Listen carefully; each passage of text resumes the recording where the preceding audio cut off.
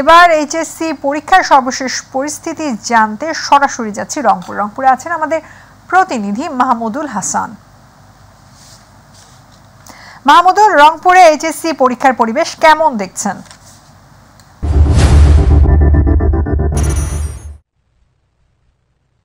জি ধন্যবাদ ইয়াসমিন। আপনি জানেন যে আজকে কিন্তু সারা বাংলাদেশে কিন্তু আপনি জানেন যে এইচএসসি যে পরীক্ষা, উচ্চ মাধ্যমিক যে শিক্ষা, সেই শিক্ষা বোর্ডের অধীনে যে পরীক্ষা সেগুলো কিন্তু শুরু হয়েছে। তবে আপনাকে জানিয়ে রাখি যে রংপুরে কিন্তু কারিগরি শিক্ষা বোর্ড, মাদ্রাসা শিক্ষা বোর্ড এবং যে দিনাজপুর শিক্ষা বোর্ডের অধীনে কিন্তু সেখানে এইচএসসি পরীক্ষা সেটি সকাল 10টা থেকে শুরু হয়েছে এবং সেখানে কিন্তু শান্তিপূর্ণ পরিবেশে আমরা দেখেছি যে শান্তিপূর্ণ পরিবেশে সেখানে পরীক্ষা চলছে এবং কোথাও কিন্তু এখন পর্যন্ত যে পরীক্ষা নিয়ে যে নকলের একটি যে বিষয় থাকে সেটিও কিন্তু আমাদের চোখে তেমন পড়েনি। এবং বিশেষ করে আপনাকে জানিয়ে রাখি যে প্রশ্নপত্র ফাঁসের, পরীক্ষার আগ থেকেই কিন্তু একটা প্রশ্নপত্র ফাঁসের গুজব থেকে শুরু করে প্রশ্নপত্র ফাঁসের মতো ঘটনা ঘটে, সেটি কিন্তু রংপুরের কোথাও এখন পর্যন্ত আমাদের নজরে আসেনি এবং কোনো তথ্য কিন্তু নেই। তবে সব মিলে যদি বলি যে সকাল থেকেই কিন্তু যে বৈরী আবহাওয়া উপেক্ষা করেই কিন্তু সেখানে পরীক্ষা চলছে। এবং আপনাকে জানিয়ে রাখি যে এই আমি যে কেন্দ্রটিতে রয়েছি এটি রংপুরের একেবারে প্রত্যন্ত অঞ্চলে, একেবারে দেখতে পাচ্ছেন যে ক্যামেরার অ্যাঙ্গেলে আসলে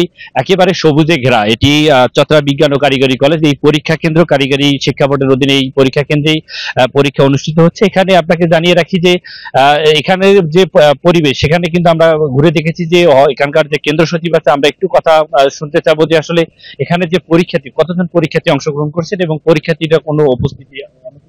বাংলাদেশ কারিগরি শিক্ষা বোর্ডের যে পরীক্ষাটা, সমমানের পরীক্ষার, এটার নাম হলো HSCBMT। আমার 173 জন ছাত্রছাত্রীর মধ্যে একজন অনুপস্থিত।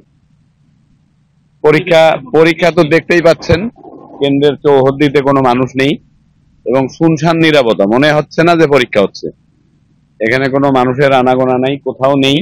বিদ্যুৎ নেই, এই সময়টা কিন্তু দুর্যোগপূর্ণ সময়। বিদ্যুৎ না থাকার কারণে পরীক্ষার হলগুলো কিন্তু একেবারে অন্ধকার। বাচ্চারা কি বলছে যে এখানে শিক্ষার্থীরা না থাকার কারণে সকাল থেকে আমরা শব্দ শুনতে পাচ্ছেন হয়তো, জেনারেটর চালাচ্ছি, জেনারেটর দিয়ে পুরা কেন্দ্র, পুরা কলেজ বিদ্যুৎ এবং ফ্যান চালাতে হচ্ছে। এটা একটা ব্যয়বহুল ব্যাপার। এটা বিদ্যুৎ ব্যবস্থা একেবারে খুব খারাপ, আজকে নাই, বিদ্যুৎ নাই।